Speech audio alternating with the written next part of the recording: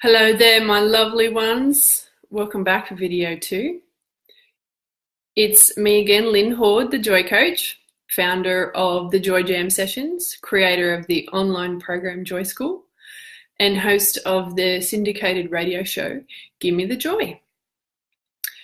So I am back for video 2 here. So welcome. This is video 2 in a series that I'm doing all around the challenges or conundrums that I've seen out there facing conscious entrepreneurs at the moment. And it's all around discussions I've had with people, things I've faced myself, and a lot of the core themes that have been coming out of my new interview series with conscious women in business.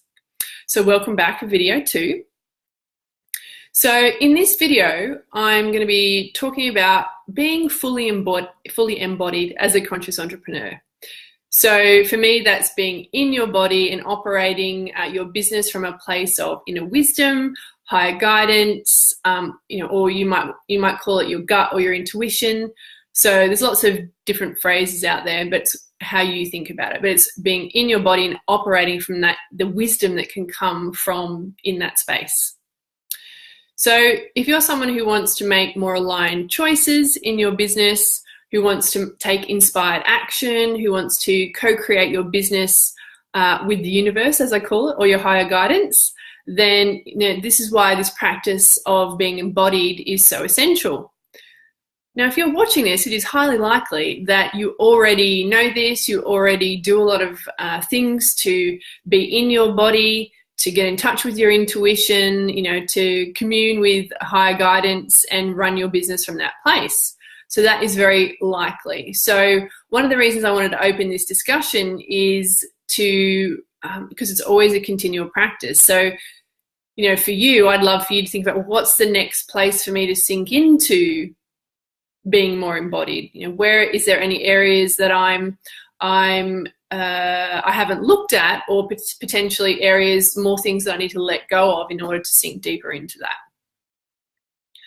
So this is, as I said, video 2. So if you missed video 1, what I shared there, what I discussed was all around like, how do we do authentic marketing as conscious entrepreneurs?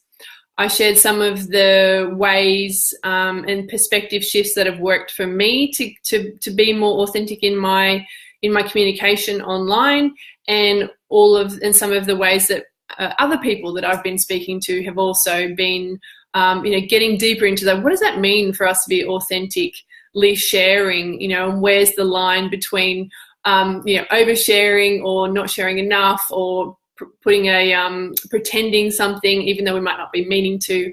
So we got into that in the last video.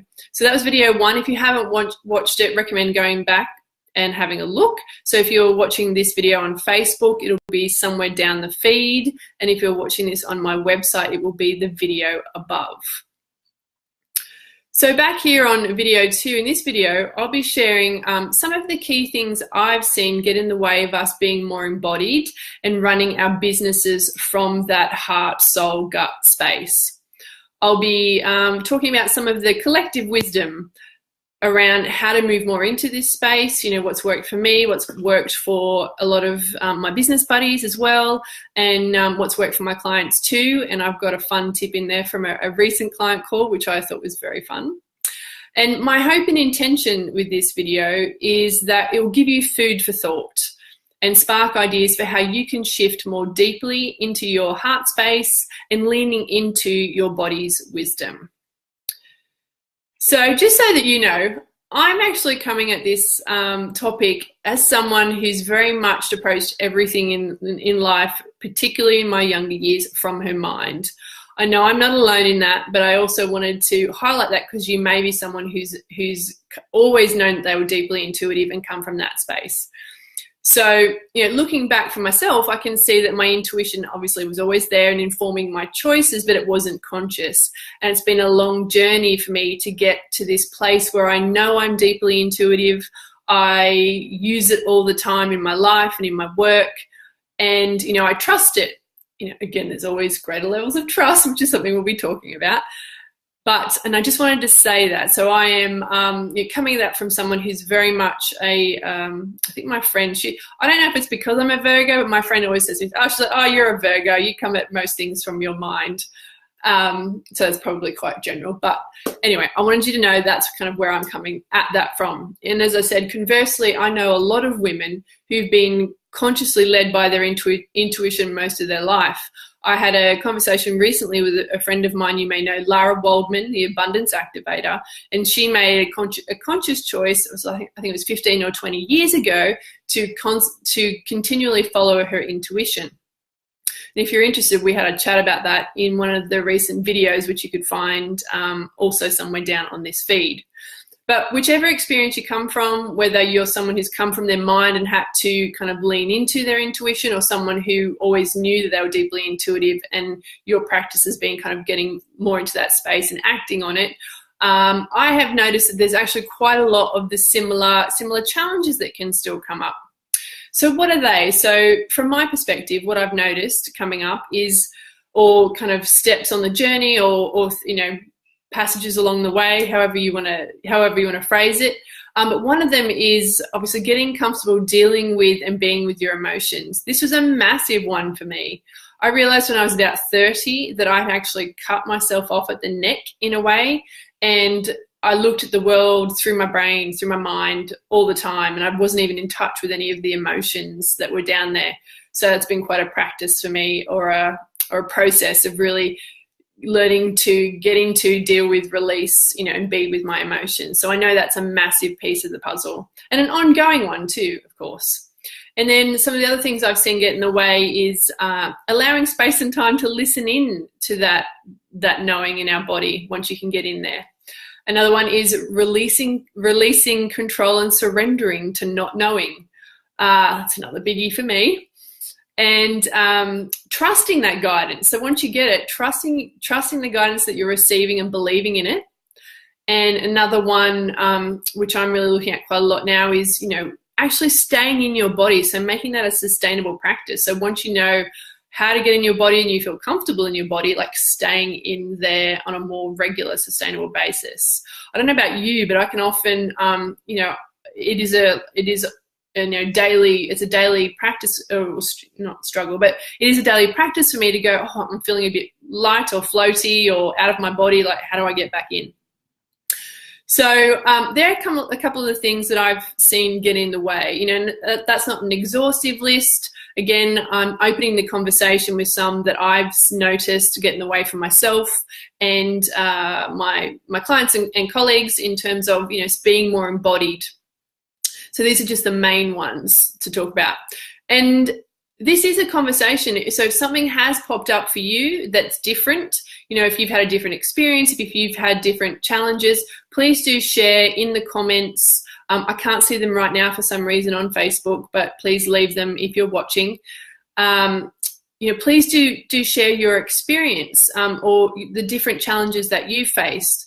Because, one of the things I talked about in yesterday's video with authentic marketing is, if we don't share what's really going on for us, it doesn't normalize the process, and we can, by just saying that we've had this up and down, or we've got this challenge or this struggle, it can be such a relief to somebody else on the journey. They can go, oh, I'm sure you've had that experience. Oh gosh, yeah, no, I've had that.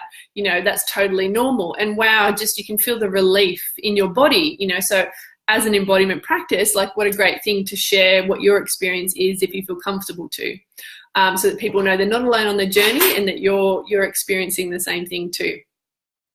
So as we go on in this video, I'll share some of the practices I use and I know others use to get and stay in the body.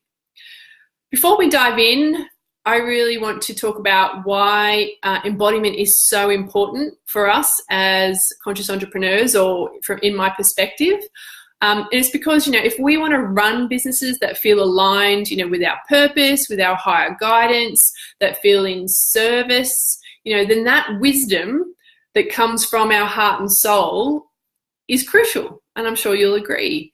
So we need to be able to hear that. I think someone recently said to me, it's like the whispers, the whispers of your soul, the whispers of your body. We need it, and sometimes they can be really whisper-like. So we need to be able to create the space and get in our body enough to hear them in order to create these businesses that are in alignment, you know, to know when, to know which path to take to put us in flow. You know, in my view, in my opinion, like that all comes from us really listening into our deeper wisdom. So that's, to me, why it's so important on our journey as conscious entrepreneurs, or it's a piece of the puzzle, a big piece of the puzzle that I've seen, and why I wanted to talk about it today. And one of the other things I said in yesterday's video, and I'll say again today, is, you know, one of my favorite sayings is work with where you're at. So, you know, whether you know, becoming more embodied is you feel like you're on the start of the journey, whether you're, you know, well advanced, you know, it's, you know, obviously work with where you're at. Maybe it's a deepening into more sustainability of embodiment, or maybe you're on the beginning of the journey and you're really working out, dealing, you know, being with your emotions. So wherever you are, just work with where you're at. It's all a journey. It's all a process, isn't it? Okay, so let's dive into some of the content. So this is fun when I sat down to really have a think about this, and you know, what are the practices that work for me, or what are the fun, and of course I always look at it from fun, I am the joy coach after all, what are some of the fun things that I've done to kind of get me into my body? And what's really great is that a piece of my intuition came in here to talk about a piece that is new to me, and I was like, oh, that'd be fun to share with you guys. And then again, what I'm going to be sharing in the next little section, I would totally love your comments on. Is it something that you've used as well? Has it worked? Is there something else that's worked for you? Is there another way of looking at it that you know, that could deepen the understanding of what I'm talking about here? Because what we're talking about, it's a massive topic. So I'm kind of touching the surface in lots of ways. So please, you know, dive into this discussion with me. So in terms of the content, so be more, in terms of how to be more embodied and sustain that experience. So here are some of the things that have worked for me. So the first one, and I'll cover this one off quickly, because I know if you're watching this video, you will be what I call an inner work devotee. I had a fantastic conversation with Nicola Humber recently, and we both had a giggle about this because we are fascinated with uncovering more about ourselves. Like, it is a joy. Certainly inner work can be quite emotional sometimes, and you know, you go into deep spaces, but ultimately uncovering those pieces of myself, and I'm sure you feel the same way, it's fascinating. I mean, I love getting to know myself more. So I'm pretty sure that you're going to be the same way. So I call us inner work devotees. And because you are that way, I'll just cover this off quickly. And so the first thing in terms of becoming more embodied, of course, as I mentioned earlier, is that learning to work with your emotions, getting comfortable with them, you know, on a day-to-day basis, you know, going like, how am I feeling? What's going on for me? Releasing the emotion so that there is space for you to be sinking in and listening when those whispers come along. So that's been really important for me on my journey, as I said, to embodiment. And again, I know that you'll be doing this already, but I just wanted to cover that off.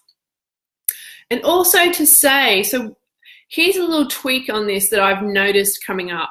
And that's around, so I know a lot of women who are deeply intuitive, and like me, they use it in their work. But what I've noticed when I'm having conversations with them is there's a level of still intellectualizing their experience.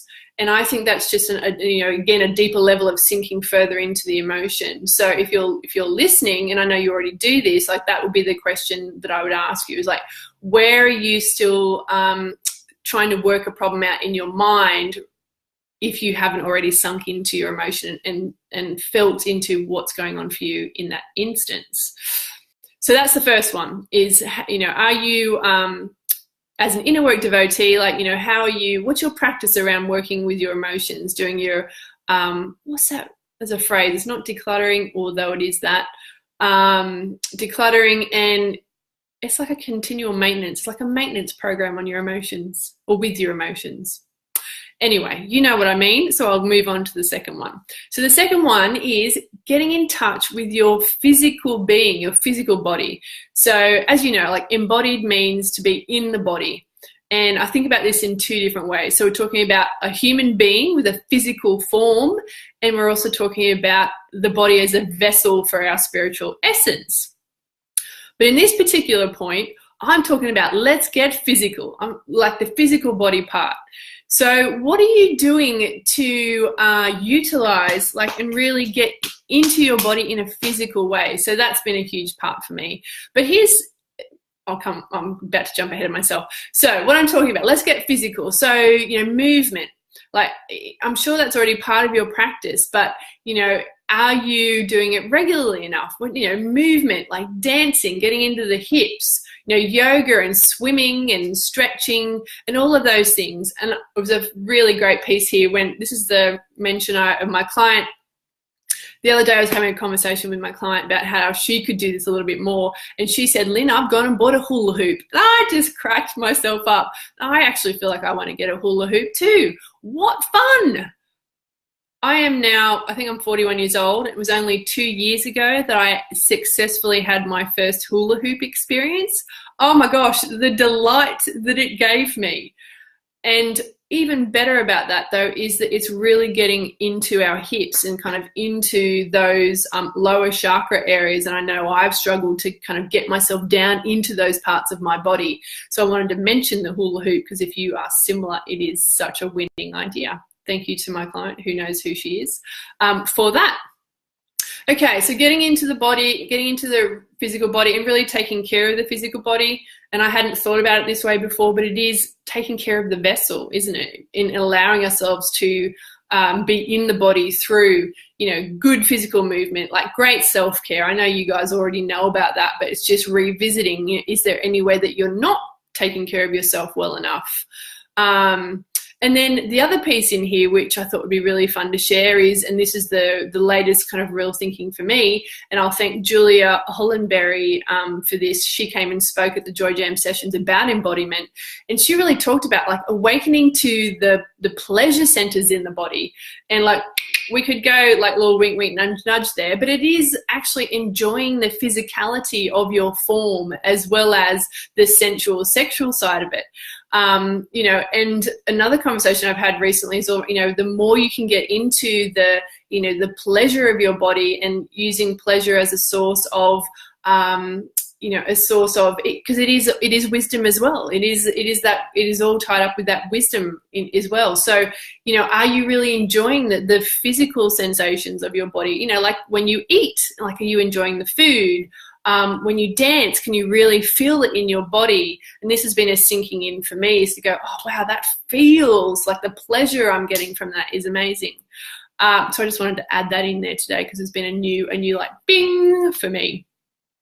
So, okay, so we've talked about the things that have worked for me and other people that I've spoken to about this. So number one is, working with our emotions and continually making that a practice of knowing where we're at and getting into that. Getting in touch with the physical body in a number of different ways. The third one is really creating space for that time to tune into your body. You'll probably have practices like me, so I meditate in the morning, I do my morning prayers, and I also, that's the main two things I do actually. I do those two things to allow space for me to sink into my body, to allow guidance to come through. I'm sure you have a similar practice, and I know, back at the beginning, and at times I get impatient. I'm like, oh, I don't want to sit down and have to do that, to create space and listen in. My little angsty or my little rebellious teenager pops up. She's like, I don't want to do that. So, it doesn't always happen, but I know that the difference it makes when I create that space and time, even if the guidance doesn't come through right then, it's the sinking into that energy and that space and asking the questions, of course, that I'm looking for answers to. So it's, kind of that, are you allowing the time and space? Like, how is that practice going for you? How could you commit to it more, make it deeper, perhaps, and I trust that whatever I'm sharing with you today will bring up whatever it is you need to focus on next. So I'll just throw out the questions and you'll see what lands. And then the fourth one that I've really been looking at, particularly with a couple of my clients and myself, is becoming really aware of, you know, what knocks you out of your body. So this is the sustainability piece. So, you know, once you kind of, you know, have good practice around your emotions and all of that kind of stuff, it's like, right, and you regularly in your body, you know how that works, you know what that feels like, all the guidance is coming through, that kind of stuff. You'll know that. It's then like, how do I stay in my body more? And for me, that's figuring out what knocks me out of my body. So, and this has been an interesting thing to really look at, because, you know, we are energetic beings. So it's like, so there's all kinds of things that could be knocking us out. So, you know, is there tension or fear or anxiety around things that are happening in your life? You know, is there conflict? Does conflict kind of knock you out? Like it does for me, it doesn't for other people. You know, the other interesting thing is I've been paying attention to what's happening on a planet kind of level, because, you know, as I've become more embodied, I've become more sensitive to fluctuations like, you know, full moons. You know, we've got some lunar eclipses coming up, you know, planets in retrograde, that kind of stuff. And I'm not someone who pays a lot of attention, but I've learnt that there are times when what I'm feeling in my physical body is actually got to do with some like planetary energy stuff that's going on. And so it's kind of like all of those things, and really gathering that information and utilizing it when you're feeling out of body, so to speak. How do I bring myself back into body? Okay, so let's have a little recap, because they're all the things that I wanted to share. So today we've been talking about getting more embodied on the journey of being a conscious entrepreneur. You know, and for me, and I know many people I've spoken to this about, you know, this is so crucial, because having a business that feels aligned, you know, to my values, to my higher guidance, requires me to be able to feel, you know, to feel those whispers and to hear that guidance, you know, to be in my body so that I can tap into its wisdom and be able to access all of that information that allows me to make those right decisions. And I use right decisions for me and where I'm at in this moment, right decisions in terms of, you know, what is the path ahead of me, my destiny, or, you know, what I'm co-creating with the universe. You know, that's what I mean by right decision. And that information comes from when I am embodied and in that embodied space. So some of the things, we talked about some of the challenges that can get in the way. Oh, a little itchy eye there, sorry about that. That probably looks a bit weird. And I shared some of the things that have worked for me and other people, and they were, just to really quickly recap, keep, you know, working with your emotions, getting clear on those, and kind of having good hygiene, emotional hygiene. That was the phrase I was looking, having good emotional hygiene. Getting in touch with your physical being, looking after it and enjoying it and getting pleasure from it. Making it a practice of tuning into your wisdom and allowing the space and time for you to do that, and becoming really aware of what knocks you out of your body so that you can quickly bring yourself back in, because you'll know what brings you back in. Okay, so that's my little recap. So this video series is my contribution to the discussion. You know, I'm sure you've probably talked about many of these things with people, thought about them yourself, and I'd really love to hear your thoughts on, you know, what we've been talking about today. You know, I'd love to hear, you know, what's been your greatest challenge in becoming more embodied, and, you know, in creating your business, you know, from your heart space rather than your head space. Or, you know, it'd be great for you to share your favorite practice even for getting back into your body and getting grounded, if there's something different that I haven't talked about, or, you know, just sharing that one of the things I've said has worked for you. So please leave a comment below this video if you're watching on Facebook, and if you're watching on my website, I'll put a link to this video on Facebook in case you want to come back and leave a message. That would be really awesome. You know, and just share anything that you feel someone else would benefit from having this discussion. Because as I said, that's the idea here. I'm putting out my contribution. I'm opening the pathways of discussion, and I'd really love to hear what your thoughts are. So this is video 2, and so in video 3, the next video in this series, I'm going to be tackling the question of, it's a big one. I'm like, oh, I'm still trying to figure this one out for myself. Question of how do we grow deeper into service? this is really front and center for me at the moment. I have been my thinking, and so my thinking on this is still a work in progress, but I really want to have this discussion. And I look forward to hearing your thoughts on this topic as well. I've even come up with a little framework that I'm going to share with you. And if you know me, I love a framework. I did say at the beginning, I'm a mind girl. So I'll share that with you, just because it helps me think about like how I want to be a conscious entrepreneur and the things I need to look at. It is by no means exhaustive, but it might help you think about, different areas of your business and your life and how you approach being a conscious entrepreneur. So I'll share that with you. It is, as I say, a work in progress, and it'll help you see how I'm thinking about how I'm approaching this journey that we're on. And again, I'll be looking for your comments, thoughts, and additions to that, because, I think it's going to be a really interesting conversation. Okay, so today, I'm hoping that just by listening to this video, you'll have got like a single tweak, even if it's one thing that you took away, an area that like, oh, I need to think a little bit more about that. Just hearing that one reminder about something that you need to focus on, I know that will help your journey, because that's how it is. You pop something, if something pops up on Facebook, you're like, oh, I haven't thought about that, or I need to think about that, or, oh, yes, I need to be doing that. So I know that's how it works. If you want to share that thing that you got beneath this video in the comments, I'd love to hear that too. And I know that, you have a big vision, for why you're here. I know you want to make a really big impact, in the world doing what you do. What we've been talking about today is part of the puzzle, and part of that puzzle in creating more flow, more alignment, and more enjoyment of the journey of being a conscious entrepreneur. And as you know, I'm a joy coach, so enjoyment is a big piece for me. So whatever stood out for you today in this discussion, please do go away and practice it. Next up, I'll be talking with you about what I said, so growing deeper in service, and what are some of the other elements involved from my framework perspective, being a conscious entrepreneur, and operating in the world in a high vibe place. So I look forward to seeing you on the next video. Until then, have a wonderful day. Ciao for now, my friend.